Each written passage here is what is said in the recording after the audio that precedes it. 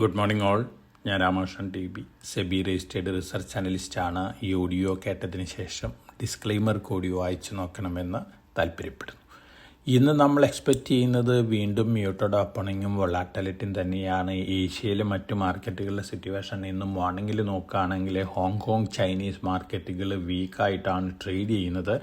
അതേസമയം Japan, south Korean മാർക്കറ്റുകൾ ബെറ്ററാണ്. ഇന്നലത്തെ ഓവറോൾ മാർക്കറ്റ് സിറ്റുവേഷൻ നോക്കുകയാണെങ്കിൽ അമേരിക്കൻ ഇൻഡെക്സുകളെല്ലാം തന്നെ ബെറ്റർ ക്ലോസിംഗ് ആയിരുന്നു. മെജോറിറ്റി ടെക്നോളജി സ്റ്റോക്കുകളും ബെറ്റർ ആയിരുന്നു. ഒപ്പം യൂറോപ്പിലും ഇന്നലെ ബെറ്റർ ക്ലോസിംഗ് ആയിരുന്നു. ഏഷ്യയിലത്തെ ഇന്നലത്തെ സിറ്റുവേഷൻ നോക്കുകയാണെങ്കിൽ ചൈനീസ് അതുപോലെ തന്നെ ജാപ്പനീസ് മാർക്കറ്റുകളൊക്കെ സ്ലൈറ്റ്ലി വീക്കായിരുന്നു. അതേസമയം സൗത്ത് കൊറിയൻ മാർക്കറ്റ് ഇന്നലെ ബെറ്റർ ആയിരുന്നു. ഇന്ത്യയും ഇന്നലെ വൊളാറ്റിലിറ്റിക്ക് ശേഷം ബെറ്റർ ആയിട്ടാണ് ഇന്നലെ ക്ലോസ് ചെയ്തിരുന്നത്. ഇനി കമോഡിറ്റികളുടെ കാര്യം നോക്കുകയാണെങ്കിൽ ഗോൾഡും സിൽവറും ഒരു ബെയറിഷ് മോഡിലാണ്. ഗോൾഡ് ഇന്ന് മോർണിംഗിൽ ട്രേഡ് ചെയ്യുന്നത് $5,000 പെർ ഔൺസിനാണ്. സിൽവർ $78.83 പെർ ഔൺസിനാണ്. അതേസമയം Brent crude oil $103 per barrel ലെവലിലാണ് ഇന്ന് മോർണിംഗിലും ട്രേഡ് ചെയ്യുന്നത്. മറ്റെല്ലാ കമോഡിറ്റികളും സ്ലൈറ്റ്ലി വീക്കാണ്. അയൺ ഓർ ഓൾമോസ്റ്റ് ഫ്ലാറ്റ് ലെവലിലാണ് ഇന്റർനാഷണൽ മാർക്കറ്റിൽ ഇന്ന് മോർണിംഗിൽ ട്രേഡ് ചെയ്യുന്നത്. ഇന്ത്യൻ രൂപി വീണ്ടും US ഡോളറിന് അഗൻസ്റ്റ് ആയിട്ടൊരു വീക്ക്നെസ് കാണിക്കാനുള്ള സാധ്യതകളൊക്കെയുണ്ട്. ഒപ്പം ഗോൾഡിനെ സംബന്ധിച്ച് വന്നുകൊണ്ടിരിക്കുന്ന ഇന്റർനാഷണൽ ന്യൂസ് ഫ്ലോസ് സൂചിപ്പിക്കുന്നത് ഗോൾഡ് ETF ഇൻവെസ്റ്റേഴ്സ് ആണ് വലിയ രീതിയിൽ മാർക്കറ്റിലൊക്കെ സെല്ലിംഗ് നടത്തിക്കൊണ്ടിരിക്കുന്ന റിപ്പോർട്ടുകളുണ്ട്. ലാറ്റിൻ അമേരിക്കൻ കൺട്രികളിൽ തീർച്ചയായിട്ടും ഈ ന്യൂസ് സ്ലൈറ്റ് നെഗറ്റീവ് ആണ്. ഗോൾഡിനെ സംബന്ധിച്ച് അറ്റ് എവരി റൈസ് ഒരു സെല്ലിംഗ് പ്രഷറൊക്കെ കാണാനുള്ള സാധ്യതകളുണ്ട്. ഒപ്പം ഇന്ന് US ഫെഡിന്റെ ഇൻട്രസ്റ്റ് റേറ്റ് ഡിസിഷൻ വരുന്നുണ്ട്. ഇൻട്രസ്റ്റ് റേറ്റ് കുറയ്ക്കാനുള്ള തീരുമാനമാണെങ്കിൽ സ്ലൈറ്റ് പോസിറ്റീവ് ഇമ്പാക്റ്റ് ഒരുപക്ഷെ ഗോൾഡ് പ്രൈസിൽ ഉണ്ടാക്കിയേക്കാം. അതേസമയം ഇൻട്രസ്റ്റ് റേറ്റ് സ്റ്റാറ്റസ് കോ മെയിൻറ്റെയിൻ ചെയ്യാനുള്ള തീരുമാനമാണെങ്കിൽ ഗോൾഡിൽ വീണ്ടും ഒരു സെല്ലിംഗ് പ്രഷർ കാണാനുള്ള സാധ്യതകളുണ്ട്. ഓവറോൾ ലോങ് ടൈം ട്രെൻഡ് ഗോൾഡിനെ സംബന്ധിച്ച് പോസിറ്റീവ് ആണ്. എന്നിരുന്നാലും ഒരു ഷോർട്ട് ടു മീഡിയം ടേമിൽ ഒരു വൊളാറ്റിലിറ്റി കാണാനുള്ള സാധ്യതകളുണ്ട്. അപ്പോൾ ഗോൾഡിൽ ഇൻവെസ്റ്റ് ചെയ്യുന്ന ട്രേഡ് ചെയ്യുന്ന ഇൻവെസ്റ്റേഴ്സിനെ സംബന്ധിച്ച് ഒരു കോഷൻ അപ്ലൈ ചെയ്യേണ്ടത് ആവശ്യമാണ്. ഇത്തരത്തിലുള്ള ഒരു കോഷൻ സിൽവർ പ്രൈസിലും അപ്ലൈ ചെയ്യേണ്ടതാണ്. ഇനി ഇന്നലത്തെ അമേരിക്കൻ മാർക്കറ്റ് സിറ്റുവേഷൻ നോക്കുകയാണെങ്കിൽ മെജോറിറ്റി ടെക്നോളജി സ്റ്റോക്കുകളും ഇന്നലെ ബെറ്റർ ആയിട്ടാണ് ക്ലോസ് ചെയ്തിരിക്കുന്നത്. ഹാർഡ് ഡിസ്ക് ഡ്രൈവുകൾ ഉണ്ടാക്കുന്ന കമ്പനികൾ, അതുപോലെ തന്നെ random access memory, flash memory ഉണ്ടാക്കുന്ന കമ്പനികളെല്ലാം തന്നെ ഇന്നലെ വീണ്ടും മുന്നേറിയിരിക്കുകയാണ്. റാം അതുപോലെ തന്നെ ഫ്ലാഷ് മെമ്മറി ഉണ്ടാക്കുന്ന മൈക്രോൺ ഇന്നലെ പുതിയ റെക്കോർഡ് ഹൈ ഹിറ്റ് ചെയ്തിരിക്കുകയാണ്. അതോടൊപ്പം തന്നെ ഹാർഡ് ഡിസ്ക് ഡ്രൈവുകൾ ഉണ്ടാക്കുന്ന വെസ്റ്റേൺ ഡിജിറ്റൽ കോർപ്പറേഷൻ ഇന്നലെ വീണ്ടും പുതിയ റെക്കോർഡ് ഹൈ ഹിറ്റ് ചെയ്തിരിക്കുകയാണ്. മറ്റൊരു ഹാർഡ് ഡിസ്ക് ഡ്രൈവ് മാനുഫാക്ചറിംഗ് കമ്പനിയായ സീഗേറ്റ് ടെക്നോളജീസ് റെക്കോർഡ് ഹൈനടുത്താണ് ക്ലോസ് ചെയ്തിരിക്കുന്നത്. ഫ്ലാഷ് മെമ്മറി ഉണ്ടാക്കുന്ന സാൻ ഡിസ്ക് റെക്കോർഡ് ഹൈനടുത്താണ് ഇന്നലെ ക്ലോസ് ചെയ്തിരിക്കുന്നത്. പൊതുവെ ഹാർഡ് ഡിസ്ക് റിലേറ്റഡ് സ്റ്റോക്കുകൾ തന്നെയാണ് ഇന്നലെ മുന്നേറിയിരിക്കുന്നത്. ഇന്ന് രാവിലെ സൗത്ത് കൊറിയൻ മാർക്കറ്റിലും ഇത്തരത്തിലുള്ള സ്റ്റോക്കുകൾ തന്നെയാണ് മുന്നേറിക്കൊണ്ടിരിക്കുന്നത്. റാൻഡം ആക്സസ് മെമ്മറി സർക്യൂട്ട് ഉണ്ടാക്കുന്ന സാംസങ് ഇലക്ട്രോണിക്സ്, SK ഹൈനിക്സ്, ഈ സ്റ്റോക്കുകൾ തന്നെയാണ് റെക്കോർഡ് ഹൈനടുത്തുനിന്ന് മോർണിംഗിൽ ട്രേഡ് ചെയ്യുന്നത്. തീർച്ചയായിട്ടും ഹാർഡ് ഡിസ്ക് റിലേറ്റഡ് അതുപോലെ തന്നെ മെമ്മറി റിലേറ്റഡ് സ്റ്റോക്കുകൾ തന്നെയാണ് വീണ്ടും വലിയ രീതിയിൽ മുന്നേറാൻ പോകുന്നുള്ള ഒരു എക്സ്പെക്ടേഷൻ ഉണ്ട്. കാരണം ഇത്തരത്തിലുള്ള പ്രൊഡക്റ്റുകളുടെ അവൈലബിലിറ്റി 2030 വരെ കുറവായിരിക്കും. അത്തരത്തിലുള്ളൊരു ന്യൂസ് ഫ്ലോസ് ആണ് ഗ്ലോബൽ മാർക്കറ്റുകളിൽ നിന്ന് വന്നുകൊണ്ടിരിക്കുന്നത്. അതിനനുസരിച്ച് നമ്മുടെ പേഴ്സണൽ കമ്പ്യൂട്ടേഴ്സ്, അതുപോലെ തന്നെ ഡെസ്ക്ടോപ്പ് കമ്പ്യൂട്ടേഴ്സ്, ലാപ്ടോപ്പുകൾ, അനുബന്ധമായിട്ടുള്ള മറ്റ് ഘടകങ്ങളുടെ ഒക്കെ പ്രൈസ് വീണ്ടും ഉയരാനുള്ള സാധ്യതകളുണ്ട്. ഹ്യൂമൻ ബീയിങ്സിനെ സംബന്ധിച്ച്, പ്രത്യേകിച്ച് ലാപ്ടോപ്പുകൾ, ഡെസ്ക്ടോപ്പുകളൊക്കെ ഉപയോഗിക്കുന്ന കമ്പനികളെ സംബന്ധിച്ച്, മനുഷ്യന്മാരെ സംബന്ധിച്ചൊക്കെ സ്ലൈറ്റ് നെഗറ്റീവ് ന്യൂസ് തന്നെയാണ്. വലിയ രീതിയിൽ പ്രൈസ് ഇൻക്രീസ് ഓൾറെഡി വന്നു കഴിഞ്ഞിട്ടുണ്ട്. ഫർദർ വീണ്ടും വലിയ രീതിയിൽ പ്രൈസ് ഇൻക്രീസ് ആണ് വരുന്നതെങ്കിൽ തീർച്ചയായിട്ടും പോക്കറ്റ് കാലിയാക്കുന്ന ഒരു കാര്യമായിരിക്കും. അപ്പോൾ വളരെ കോഷ്യസ് ആയിട്ട് മാർക്കറ്റിൽ മൂവ് ചെയ്യണം. പ്രത്യേകിച്ച് ഇത്തരത്തിലുള്ള ലാപ്ടോപ്പുകളും അതുപോലെ തന്നെ ഡെസ്ക്ടോപ്പുകളൊക്കെ വാങ്ങി യൂസ് ചെയ്യുന്ന ഇൻവെസ്റ്റേഴ്സ് വളരെ സൂക്ഷ്മതയോടുകൂടി ലോങ് ലൈഫിലേക്ക് ഇത്തരത്തിലുള്ള പ്രൊഡക്റ്റുകൾ യൂസ് ചെയ്യുന്ന ഒരു സിറ്റുവേഷനിലേക്ക് മാറണം. അത്തരത്തിലുള്ളൊരു സമീപനം കൊണ്ടുവരേണ്ടത് ആവശ്യമാണ്. ഇനി നമ്മളെ സംബന്ധിച്ച് മറ്റു ന്യൂസ് ഫ്ലോസ് ഒക്കെ നോക്കുകയാണെങ്കിൽ അമേരിക്കൻ പ്രസിഡന്റ് ട്രംപിന് വലിയൊരു ബ്ലോ ആണ്. അവരുടെ ഒരു ഡയറക്ടർ ഉണ്ട്, കൗണ്ടർ ടെററിസം സെന്റർ ഉണ്ട്. ആ കൗണ്ടർ ടെററിസം സെന്ററിലത്തെ ഡയറക്ടർ ജോ കെന്റ് റിസൈൻ ചെയ്തിരിക്കുകയാണ്, ബ്ലെയിം ചെയ്തിരിക്കുകയാണ് ട്രംപിനെയും ഇസ്രായേലിനെയും. ഇറാൻ്റെ മേൽ ഇത്തരത്തിലുള്ള ആക്രമണം ഉണ്ടാവാനായിട്ടുള്ള മേജർ റീസൺ ഇസ്രായേലും അതുപോലെ തന്നെ ട്രംപ് ലോബിയാണെന്നാണ് അദ്ദേഹം പറഞ്ഞിരിക്കുന്നത്. ട്രംപിനെ സംബന്ധിച്ച് നെഗറ്റീവ് ന്യൂസാണ്. പക്ഷേ ഈ ന്യൂസ് വന്നതിന് ശേഷം ട്രംപിനൊരു കുലുക്കമില്ല, മറിച്ച് അദ്ദേഹം ആക്രമണം ശക്തിപ്പെടുത്തും എന്ന തരത്തിലുള്ള സ്റ്റേറ്റ്മെൻറ്റുകളാണ് നടത്തിയിരിക്കുന്നത്. തീർച്ചയായിട്ടും അദ്ദേഹത്തിൻ്റെ ഇത്തരത്തിലുള്ള സ്റ്റേറ്റ്മെൻറ്റുകളും ആക്ഷൻസ് തന്നെയാണ് ഗ്ലോബൽ കൺട്രികൾക്ക് ഇതുവരെയൊക്കെ നെഗറ്റീവ് ഇമ്പാക്റ്റ് ഉണ്ടാക്കിക്കൊണ്ടിരിക്കുന്നത്. ഇനി നമ്മൾ സ്റ്റോക്ക് സ്പെസിഫിക് ആയിട്ടുള്ള ന്യൂസ് ഫ്ലോസ് നോക്കുകയാണെങ്കിൽ JP Morgan നമ്മുടെ ഡിഫൻസ് സെക്ടറിൽ അതുപോലെ തന്നെ ഇലക്ട്രോണിക് മാനുഫാക്ചറിംഗ് സെക്ടറിലൊക്കെ വലിയ രീതിയിലുള്ള അപ്ഗ്രേഡാണ് ഇന്നലെ നടത്തിയിരുന്നത്. അതിനനുസരിച്ച് ആ സ്റ്റോക്കുകളിലൊക്കെ ഒരു പോസിറ്റീവ് മൊമെൻറ്റം കണ്ടിട്ടുണ്ട്. JP Morganന്റെ ടോപ്പ് പിക്ക് ഇലക്ട്രോണിക് മാനുഫാക്ചറിംഗ് സർവീസ് രംഗത്ത് സിർമ SGS ആണ്.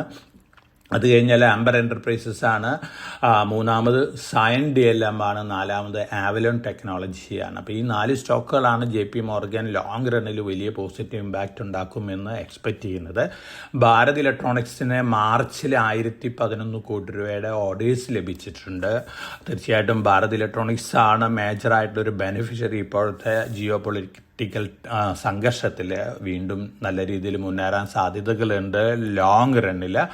Piramal Finance positive news flows ഉണ്ട്. അതുപോലെ തന്നെ Tata Motors commercial vehicles positive news flows ഉണ്ട്. Nestle India positive news flows ഉണ്ട്. അതോടൊപ്പം തന്നെ പവർ സെക്ടർ രംഗത്തുള്ള Adani Power, NTPC Green, SJVN, Nava Limited ഈ കമ്പനികൾക്കൊക്കെ ധാരാളം പോസിറ്റീവ് ന്യൂസ് ഫ്ലോസ് ഉണ്ട്. സെയ്ഗാൾ ഇന്ത്യയുടെ സബ്സിഡിയറി 207 കോടി രൂപയുടെ ഓർഡർ ബാഗ് ചെയ്തിട്ടുണ്ട്. ഇൻഫ്രാസ്ട്രക്ചർ കമ്പനിയാണ്. JP പവർ, JP അസോസിയേറ്റ്സിന്റെ Adani take over already confirmed ആയിട്ടുണ്ട്. JP പവറിന്റെ പ്രൊമോട്ടറായിട്ട് അഡാനി ഗ്രൂപ്പ് വരാൻ പോവാണ്. JP പവറിനെ സംബന്ധിച്ച് പോസിറ്റീവാണ് ലോങ് റണ്ണിൽ. അപ്പോൾ JP പവർ ഒരു സ്മോൾ ക്യാപ്പ് കമ്പനിയാണ്. ഇപ്പോഴത്തെ അവസ്ഥയിൽ ലോങ് റണ്ണിൽ നല്ല രീതിയിൽ മുന്നേറാൻ സാധ്യതയുണ്ട്. വരുൺ ബിവറേജസ് സൗത്ത് ആഫ്രിക്കയിലെ ഒരു കമ്പനിനെ അക്വയർ ചെയ്തിട്ടുണ്ട്. ഡയറി രംഗത്തുള്ളൊരു കമ്പനിയാണ്. പോസിറ്റീവ് ന്യൂസാണ്. സ്ട്രൈഡ്സ് ഫാർമയുടെ സബ്സിഡിയറി സാൻഡോസ് സ്വിറ്റ്സർലൻഡ് കമ്പനിയാണ്. സാൻഡോസിൽ നിന്ന് 10 ജനറിക് ബ്രാൻഡുകൾ അക്വയർ ചെയ്തിട്ടുണ്ട്. സൗത്ത് ആഫ്രിക്കൻ രാജ്യങ്ങളിൽ, ആഫ്രിക്കൻ കൺട്രികളിലൊക്കെ അവർക്ക് മാർക്കറ്റിംഗ് റൈറ്റിംഗ് കിട്ടിയിട്ടുണ്ട്. സ്ട്രൈഡ്സ് ഫാർമേനെ സംബന്ധിച്ച് പോസിറ്റീവ് ന്യൂസാണ് ലോങ് റണ്ണിൽ.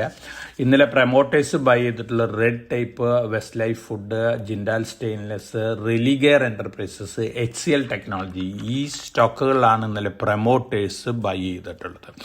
അതോടൊപ്പം തന്നെ പോസിറ്റീവ് ന്യൂസ് ഫ്ലോസ് ഉള്ള മറ്റ് കമ്പനികളുടെ ലിസ്റ്റ് നോക്കുകയാണെങ്കിൽ ഹെക്സാവെയർ ടെക്നോളജീസ് ഏജന്റ് വേഴ്സ് എന്ന് പറയുന്ന ഒരു പ്ലാറ്റ്ഫോം ലോഞ്ച് ചെയ്തിട്ടുണ്ട്. 600-ലധികം AI ഏജന്റുകളുണ്ട്. വിവിധ എന്റർപ്രൈസസുകൾക്കും കോർപ്പറേറ്റുകൾക്കും റെഡി ടു ഡിപ്ലോയ് AI ഏജന്റുകളാണ്. തീർച്ചയായിട്ടും വളരെ പോസിറ്റീവായിട്ടുള്ളൊരു ഡിസിഷൻ തന്നെയാണ് ഇത്തരത്തിലുള്ള AI ഏജന്റുകളുടെ ലോഞ്ച്. ഹെക്സാവെയർ ടെക്നോളജീസിനെ സംബന്ധിച്ച് പോസിറ്റീവാണ്. ഇത്തരത്തിലുള്ള ഒരു അലയൻസിൽ HCL ടെക്നോളജി, അതുപോലെ തന്നെ ടെക് മഹീന്ദ്ര, വിപ്രോ ഒക്കെ ഏർപ്പെട്ടിട്ടുണ്ട്. ലോങ് റണ്ണിൽ ഈ കമ്പനികളെ സംബന്ധിച്ച് പോസിറ്റീവാണ്. എല്ലാവരും അവരുടെ software പ്രോഡക്റ്റുകളിലെ AI enablement വരുത്തിക്കൊണ്ടിരിക്കുകയാണ്. Positive news ആണ്. അതോടൊപ്പം തന്നെ ഡിജിലോക്ക് സിസ്റ്റംസ് ലിമിറ്റഡ് ഡിഫൻസിൽ നിന്നൊരു ഓർഡർ ബാഗ് ചെയ്തിട്ടുണ്ട്. ഒപ്പം ആക്സിസ് സൊല്യൂഷൻസ് ഈ കമ്പനി ഒരു ഓർഡർ ബാഗ് ചെയ്തിട്ടുണ്ട്. ഇതൊക്കെയാണ് പോസിറ്റീവ് ന്യൂസ് ഫ്ലോസ് ഉള്ള സ്റ്റോക്കുകൾ. ഇനി നമ്മളെ സംബന്ധിച്ച് മേജറായിട്ടുള്ള ഒരു ഇവൻ്റ് എന്ന് പറയുന്നത് തീർച്ചയായിട്ടും മിഡിൽ ഈസ്റ്റ് ക്രൈസിസ് തന്നെയാണ്. ഇന്ന് രാവിലെയും UAEക്ക് നേരെ ഇറാൻ വീണ്ടും മിസൈലുകളൊക്കെ തൊടുത്തു വിട്ടിട്ടുണ്ട്. സൗദി അറേബ്യയ്ക്ക് നേരെ, ഖത്തറിന് നേരെയൊക്കെ തൊടുത്തു വിട്ടിട്ടുണ്ട്. അതോടൊപ്പം തന്നെ ഇറാനിലെ മേജർ 2 ലീഡേഴ്സിനെ അസാസിനേറ്റ് ചെയ്തിരിക്കുകയാണ് US, ഇസ്രായേൽ കഴിഞ്ഞ ദിവസങ്ങളിൽ. തീർച്ചയായിട്ടും ഇത് വളരെ സാഡ് ന്യൂസാണ് ഇറാനെ സംബന്ധിച്ച്. ഇറാൻ്റെ ലീഡർഷിപ്പിൽ സെക്കൻഡ് പൊസിഷനിലിരുന്ന അലി ലാരിജാനി എന്ന് പറയുന്ന ഒരു പേഴ്സണാലിറ്റീനെയാണ് ഇസ്രായേൽ അസാസിനേറ്റ് ചെയ്തിരിക്കുന്നത്. അതോടൊപ്പം തന്നെ മേജർ ഒരു പേഴ്സണാലിറ്റി ഉണ്ടായിരുന്നു സൊളൈമാനി, അദ്ദേഹത്തിനെ അസാസിനേറ്റ് ചെയ്തിരിക്കുകയാണ്. തീർച്ചയായിട്ടും ഇറാന്റെ ഭാഗത്ത് നിന്ന് വലിയ ടഫ് മെഷേഴ്സൊക്കെ അടുത്ത ദിവസങ്ങളിലൊക്കെ ഉണ്ടാക്കിയേക്കാം. പക്ഷേ ഇറാനിൽ നിന്ന് വന്നുകൊണ്ടിരിക്കുന്ന ന്യൂസ് ഫ്ലോസ് സൂചിപ്പിക്കുന്നത് ഇറാനിലെ ജനങ്ങൾ വലിയ കഷ്ടതകളാണ് അനുഭവിച്ചു കൊണ്ടിരിക്കുന്നത്. ഈ ഇസ്രായേൽ അമേരിക്ക ആക്രമണത്തിൽ ഹോസ്പിറ്റലുകൾ, സ്കൂളുകളൊക്കെ നശിച്ചിട്ടുണ്ട്. അതുപോലെ തന്നെ മെഡിസിൻസും അതുപോലെ തന്നെ മെഡിക്കൽ ഹെൽപ്പൊന്നും കിട്ടുന്നില്ല. ജനങ്ങൾ വലിയ ദുരിതമാണ് അനുഭവിച്ചുകൊണ്ടിരിക്കുന്നത്. അതോടൊപ്പം തന്നെ അമേരിക്ക വലിയ രീതിയിലുള്ള പടപ്പുറപ്പാടായിട്ടാണ് ഹോർമുസ് കടലിടുക്ക് പീക്കിലേക്ക് വന്നുകൊണ്ടിരിക്കുന്നത്. വലിയ രീതിയിലുള്ള ആക്രമണം ഒരുപക്ഷെ വീണ്ടും ഇറാന് മേൽ നടത്താനുള്ള സാധ്യതകളുണ്ട്. തീർച്ചയായിട്ടും ഇറാൻ വലിയ രീതിയിൽ റിയാക്ട് ചെയ്യുകയാണെങ്കിൽ മിഡിൽ ഈസ്റ്റ് കൺട്രികളെ സംബന്ധിച്ച് നെഗറ്റീവാണ്. ഓൾറെഡി ഡാറ്റാ സെൻറ്ററുകളൊക്കെ യു എയിൽ, അതുപോലെ തന്നെ സൗദി അറേബ്യയിൽ, ഖത്തറിലൊക്കെ പ്ലാൻ ചെയ്തിരുന്ന ഇന്റർനാഷണൽ കമ്പനികൾ ഈ ഡാറ്റാ സെൻറ്ററുകളൊക്കെ ഇന്ത്യയിലേക്ക് മാറ്റാനുള്ള തയ്യാറെടുപ്പിലാണ്. തീർച്ചയായിട്ടും മിഡിൽ ഈസ്റ്റിനെ സംബന്ധിച്ച് ഇറാൻ കോൺഫ്ലിക്റ്റ് വലിയ സംഘർഷത്തിൽ അവസാനിക്കുകയാണെങ്കിൽ തീർച്ചയായിട്ടും ലോങ് റണ്ണിലേക്ക് ഒരു നെഗറ്റീവ് ഇമ്പാക്റ്റാണ് ഈ രാജ്യങ്ങൾക്കൊക്കെ നൽകാൻ പോകുന്നത്. അതോടൊപ്പം തന്നെ വലിയ രീതിയിൽ സംഘർഷം വീണ്ടും വഷളാവുകയാണെങ്കിൽ LPG സപ്ലൈ, അതുപോലെ തന്നെ ക്രൂഡ് ഓയിൽ സപ്ലൈയിലൊക്കെ വീണ്ടും കുറവ് വന്നേക്കാം. ഓൾറെഡി LPG സപ്ലൈയിൽ ഇന്ത്യയെ പോലുള്ള രാജ്യങ്ങൾ വലിയ രീതിയിലുള്ള കഷ്ടതകളാണ് അനുഭവിച്ചുകൊണ്ടിരിക്കുന്നത്. അതുകൊണ്ട് തന്നെ ഈ സംഘർഷം ഇമ്മീഡിയറ്റ് ആയിട്ട് സെറ്റിൽ ആവേണ്ടത് ഇന്ത്യ അടക്കമുള്ള എല്ലാ ലോകരാഷ്ട്രങ്ങളുടെയും ആവശ്യമാണ്. ഈ ആഴ്ചയിൽ അത്തരത്തിലുള്ള സെറ്റിൽമെന്റ് ഉണ്ടാവും എന്നുള്ള എക്സ്പെക്ടേഷൻ മാർക്കറ്റിലുണ്ട്. അതിൻ്റെ ഒരു പോസിറ്റീവ് റിയാക്ഷനാണ് കഴിഞ്ഞ 2 ദിവസങ്ങളിൽ കണ്ടിട്ടുള്ളത്. പക്ഷേ ഇതുവരെ ഉണ്ടായിട്ടുള്ള ഡാമേജ് തീർക്കണമെങ്കിൽ തീർച്ചയായിട്ടും ധാരാളം ദിവസങ്ങൾ എടുത്തേക്കാം. അതുകൊണ്ട് തന്നെ ഇന്ത്യയിലത്തെ നമ്മുടെ സ്റ്റോക്ക് മാർക്കറ്റിൻ്റെ പെർഫോമൻസ് ഒരുപക്ഷെ നമ്മൾ പ്രതീക്ഷിച്ച രീതിയിൽ ഈ വർഷം ഉണ്ടാവണമെന്നില്ല. നമ്മൾ മുമ്പ് എക്സ്പെക്ട് ചെയ്തിരുന്ന ഇൻഡെക്സ് ലെവലുകളൊന്നും തന്നെ ഈ വർഷം ഹിറ്റ് ചെയ്യാനുള്ള സാധ്യതകൾ കുറവാണ്. മറിച്ച് മാക്സിമം ഒരു 10% കറണ്ട് ലെവലിൽ നിന്ന്, അല്ലെങ്കിൽ 15% കറണ്ട് ലെവലിൽ നിന്ന് അപ്രീഷിയേറ്റ് ചെയ്യാനുള്ള സാധ്യതകൾ മാത്രമാണ് ഇപ്പോഴത്തെ അവസ്ഥയിൽ കാണുന്നത്. അതോടൊപ്പം തന്നെ LPG ഷോർട്ടേജ് നമ്മുടെ ഇൻഡസ്ട്രീസിന് വലിയ രീതിയിൽ നെഗറ്റീവ് ഇമ്പാക്റ്റ് ഉണ്ടാക്കിയിട്ടുണ്ട്. LNG ഷോർട്ടേജും അത്തരത്തിലുള്ള ഇമ്പാക്റ്റ് തന്നെയാണ് ഉണ്ടാക്കിക്കൊണ്ടിരിക്കുന്നത്. അതുകൊണ്ട് തന്നെ വളരെ കോഷൻ അപ്ലൈ ചെയ്യേണ്ട ആവശ്യമാണ്. എന്നിരുന്നാലും പല സെക്ടറുകളും ഈ ക്രൈസിസിന് ശേഷം ഔട്ട് പെർഫോം ചെയ്യാൻ ചാൻസസ് ഉണ്ട്. ഡിഫൻസ് റിലേറ്റഡ് സ്റ്റോക്കുകൾ, ഡാറ്റാ സെൻറ്റർ ഇൻഫ്രാസ്ട്രക്ചർ റിലേറ്റഡ് സ്റ്റോക്കുകൾ, ഫാർമസ്യൂട്ടിക്കൽ സ്റ്റോക്കുകൾ, അതുപോലെ തന്നെ ഇൻഫ്രാസ്ട്രക്ചർ സ്റ്റോക്കുകൾ. ഒപ്പം ഈ ക്രൈസിസ് ഉണ്ടാക്കിയിരിക്കുന്നത് ക്രൂഡ് ഓയിലും അതുപോലെ തന്നെ LPG LNGയിലൊക്കെ ഷോർട്ടേജ് ആണ്. അതേസമയം കോളിൻ്റെ ഡിമാൻഡ് കൂട്ടിക്കൊണ്ടിരിക്കുകയാണ്. അപ്പോൾ കോൾ റിലേറ്റഡ് കോൾ ഇന്ത്യ പോലുള്ള കമ്പനികളെ സംബന്ധിച്ച് അത് പോസിറ്റീവായിട്ടുള്ളൊരു ഇമ്പാക്റ്റ് തന്നെയാണ് നൽകാൻ പോകുന്നത്. ഇനി നമ്മൾ ഇന്ത്യയിലത്തെ LPG സെക്ടറിലത്തെ പെർഫോമൻസ്, അതുപോലെ തന്നെ ഡിമാൻഡ് ആൻഡ് സപ്ലൈ നോക്കുകയാണെങ്കിൽ നമ്മളെ സംബന്ധിച്ച് വളരെ ഡേഞ്ചറസ് സിറ്റുവേഷനിൽ തന്നെയാണ് ഇന്ത്യയുടെ സിറ്റുവേഷൻസ്. കാരണം നമ്മുടെ LPG യൂസേജ് കൂടിക്കൊണ്ടിരിക്കാൻ 1998 2000 വർഷം മുതൽ വലിയ രീതിയിലാണ് LPG കൺസംഷൻ കൂടിക്കൊണ്ടിരിക്കുന്നത്. ഈ ധനകാര്യ വർഷം 2.9 മില്യൺ ടൺസ് LPG ആവശ്യമാണെന്നാണ് പറയുന്നത് ഇന്ത്യയിൽ. അതായത് ഇന്ത്യയിൽ വലിയ രീതിയിലുള്ള പ്രൊഡക്ഷൻ ഇൻക്രീസ് ചെയ്തില്ലെങ്കിൽ ഇപ്പം നമ്മൾ ഓൾറെഡി ടോട്ടൽ ഡിമാൻഡിൻ്റെ 60% ഇമ്പോർട്ട് ചെയ്യാണ്. നമ്മുടെ പ്രൊഡക്ഷൻ കൂട്ടിയാൽ തന്നെ 50% വീണ്ടും ഇമ്പോർട്ട് ചെയ്യേണ്ടി വരും. അപ്പോൾ 1.3 മില്യൺ ടൺ ഷോർട്ടേജ് ആണ് വരുന്നത്. തീർച്ചയായിട്ടും വലിയ രീതിയിലുള്ള കൺസംഷൻ കൂടുമ്പോൾ, അതുപോലെ തന്നെ ഇത്തരത്തിലുള്ള ഇന്റർനാഷണൽ സപ്ലൈ ഡിസ്റപ്ഷൻ വരുമ്പോൾ ഇന്ത്യനെ സംബന്ധിച്ചാണ് ഏറ്റവും നെഗറ്റീവ് ഇമ്പാക്റ്റ് ഉണ്ടാക്കാൻ പോകുന്നത്. 90% LPG ഇമ്പോർട്ട്സ് നമ്മൾ നടത്തുന്നത് UAE, ഖത്തർ, സൗദി അറേബ്യ, അതുപോലെ തന്നെ കുവൈറ്റ് രാജ്യങ്ങളിൽ നിന്നാണ്. അപ്പോൾ ഈ രാജ്യങ്ങളിൽ നിന്ന് LPG LNG ഒക്കെ വരാതിരിക്കുകയാണെങ്കിൽ തീർച്ചയായിട്ടും നമ്മുടെ എക്കണോമിനെ അത് വലിയ രീതിയിലാണ് ഇമ്പാക്റ്റ് ചെയ്യാൻ പോകുന്നത്. അതുകൊണ്ട് തന്നെ LPG യൂസേജിലൊക്കെ നമ്മുടെ ജനങ്ങളൊരു കുറവ് വരുത്തേണ്ടത് ആവശ്യമാണ്. ഇപ്പോഴത്തെ നാഷണൽ ആവറേജ് നോക്കുകയാണെങ്കിൽ ഇന്ത്യയിലെ ഒരു സിലിണ്ടർ യൂസ് ചെയ്യുന്നത് 30 ദിവസത്തേക്കാണ്. അതേസമയം ഡൽഹി, അതുപോലെ തന്നെ ചണ്ഡീഗഡ്, ഈ സ്ഥലങ്ങളിലൊക്കെ 19 മുതൽ 21 ദിവസമാണ് യൂസേജ് വരുന്നത്. നാഷണൽ ആവറേജിന് അടുത്തൊന്നുമല്ല. ഒപ്പം ഗവൺമെൻറ് ഇപ്പോൾ ഒരു അൾട്ടിമേറ്റം കൊടുത്തിട്ടുണ്ട്.